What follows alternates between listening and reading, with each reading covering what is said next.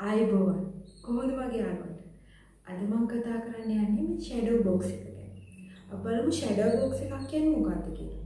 Shadow box එකක් කියන්නේ මොනවා හරි පරණ දෙයක් මතක හිටින්න රඳවා ගන්න ස්ථානයක්. ඉතින් අම්මලා වෙලා ඉන්න අපි වගේම චූටි බබාලා ඉන්න අම්මලා දන්නවා ඒගොල්ලන්ගේ ඇඳුම් උපකරණ ඉක්මනට වෙනස් කරන්න වෙනවා. මොකද ඒගොල්ලෝ ඉක්මනට වැඩෙන නිසා. ඉතින් ඒ වුණාට තමන් කැමති නේද ඇඳුම් විසි කරන්න. ඉතින් අපිට පුළුවන් මේ ඇඳුම් ලස්සනට අසුරලා මේ ෂැඩෝ බොක්ස් එකේ තියාගන්න. බබා පළවෙනිට වැඳපු ඇඳුම, ඒ වගේම තොප්පිය, පින් එක, නැප්කින්, ෂූස් ඒ වගේම තමන්ට කැමති දෙයක් ඒක ඇතුළත් කරලා රඳවා ගන්න පුළුවන්. මතක තියාගන්න ඇඳුම් වදුනහම විසි කරන්න නම් එපා. ඒ ඇඳුම් ඕන කරන ගොඩාක් කට්ටිය ඉන්නවා ඒගොල්ලන්ට බෙදා දෙන්න.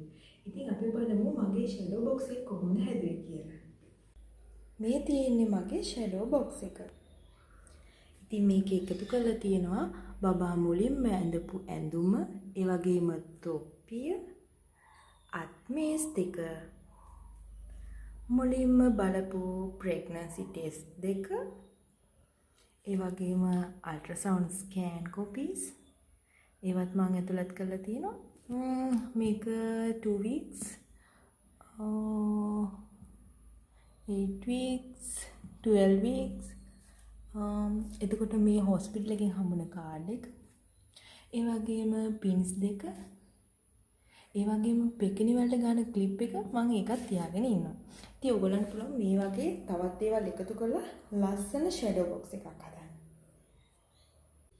අන්න ඒ විදිහට තමයි මගේ ෂැඩෝ බොක්ස් එක මගේ පුතාගේ අවුරුද්දේ බර්ත්ඩේ එකට මම ලෑස්ති කරේ.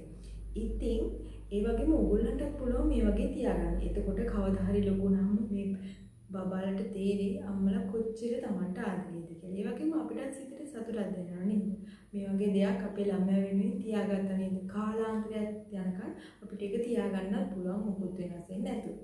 ඉතින් මගේ වීඩියෝ එක එකතු වුණාට ඔයාලට ගොඩාක් ස්තුතියි. ඒ වගේම මගේ වීඩියෝ එක ලයික් කරන්න, සබ්ස්ක්‍රයිබ් කරන්න, ඒ වගේම අනිත් අයටත් කියලා දෙන්න මගේ වීඩියෝස් ගැන. ඒ වගේම මගේ Instagram එක follow කරන්න.